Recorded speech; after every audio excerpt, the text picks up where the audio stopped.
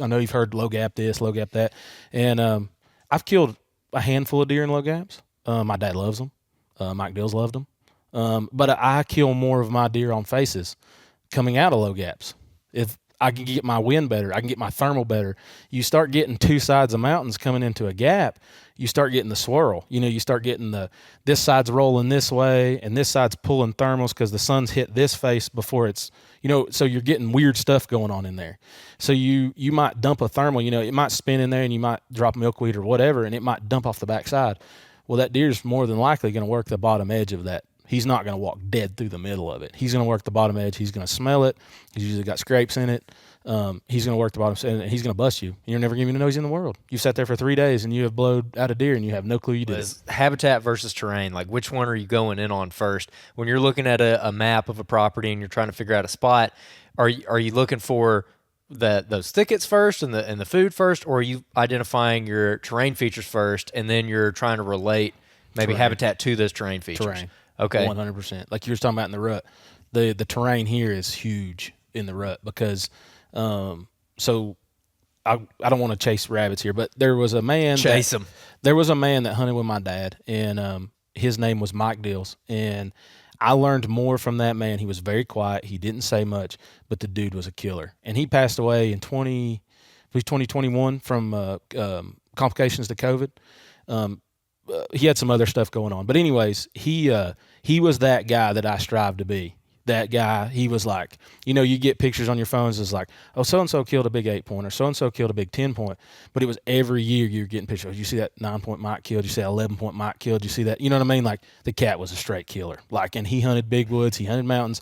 He coined the phrase that you weren't deer hunting unless you're 2 hours from the truck. You know what I mean? But he worked the telephone company. So he worked all through the summer. Took all his vacation. So he hunted all 3. We used to have 3 weeks of rifle season. He'd hunt all 3 weeks, son. And I mean, he usually tagged out in those 3 weeks, and they were usually dandies. You know what I mean? It's just the way he was. So I picked his brain on that a lot, and I wanted to be like him. So in turn, he helped me a lot on all this, but he hunted clear cuts is what he hunted, and he hunted high rut funnels.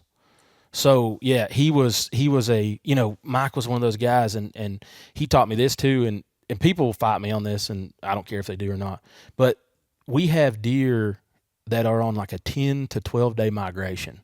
I wouldn't say migration, but the deer are here for 7-8 days, and then you may not see them for 10-12 days because they're making their rounds. They may have a spot that's they're working a 20-mile span, especially if they're the rut. You know what I mean? You know how many straggler bucks are just, cruisers you get in the rut. It's the same thing here. You know what I mean? You get those cruisers and stuff, but it's like that deer, he never showed up until, I don't remember, it was like November the 28th before he showed up.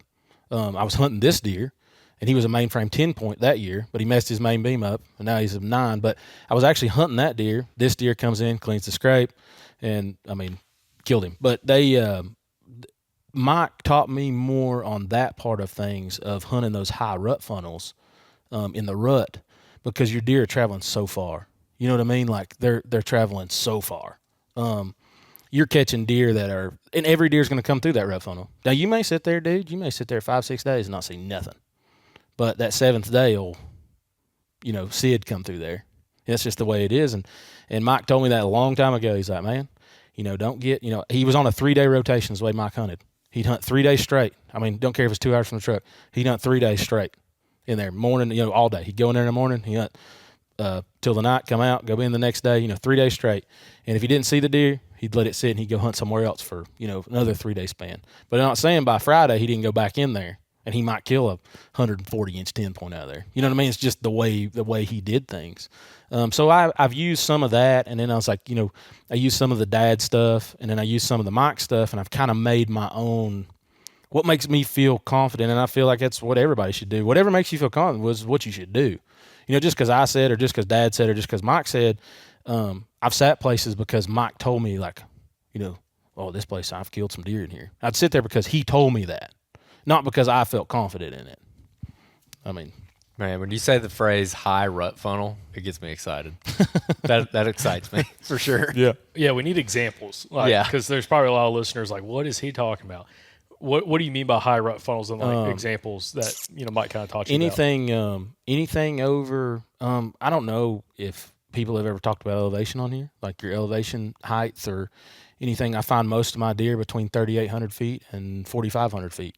That's the span. That's when I'm like e-scouting or whatever. That's the zone I'm going for. I feel like there's more mature bucks work that.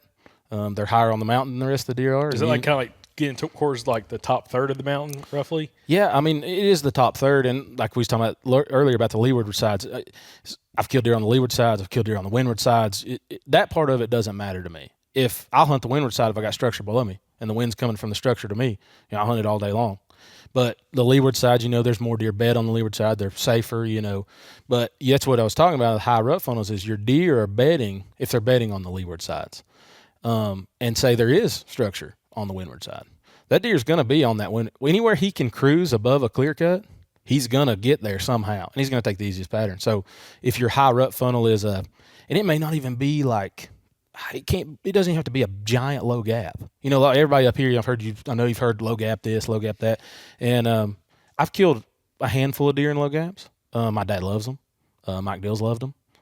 But I kill more of my deer on faces coming out of low gaps. If I can get my wind better, I can get my thermal better. You start getting two sides of mountains coming into a gap, you start getting the swirl. You start getting this side's rolling this way and this side's pulling thermals because the sun's hit this face before it's, so you're getting weird stuff going on in there. So you might dump a thermal, it might spin in there and you might drop milkweed or whatever and it might dump off the backside. Well, that deer's more than likely going to work the bottom edge of that. He's not going to walk dead through the middle of it. He's going to work the bottom edge. He's going to smell it. He's usually got scrapes in it. He's going to work the bottom, and he's going to bust you. You're never going to know he's in the world. You sat there for 3 days, and you have blowed out a deer, and you have no clue you did it. Define structure. Clear cuts, laurel thickets, high stem count, anything that a doe will bed in. Anything that will a doe will lay down. Knobs. I mean, it can be as little as a 40-yard knob that you think does are bedding on, because he's, as well as I do, is the deer. A lot of people talk about deer just blowing in there and blowing the does off there. He's done smelt it before he did that. Just like he checked scrapes. He's done smelt that scrape before he comes into it. A lot of deer don't go full bore into a scrape. A lot of deer will scent check it long before they. I actually have a camera on a scrape, and I killed these two deer on the same scrape. And I have a camera that is downwind of that scrape. Actually, it's a downwind thermal of that scrape. And I probably had, I don't know, maybe 12 to 14 bucks work the scrape. But I bet I had 6 bucks that never walked in the scrape, and they walked by that camera. And that's within bow shot of that scrape. They're probably some pretty good deer, too. Oh, yeah. Yeah, they scent check everything, and so that's the reason a lot of people don't like to hunt in high winds. And I'm not a huge fan of high winds, but up here, your high winds help you so much because your wind is getting out of wherever you're at.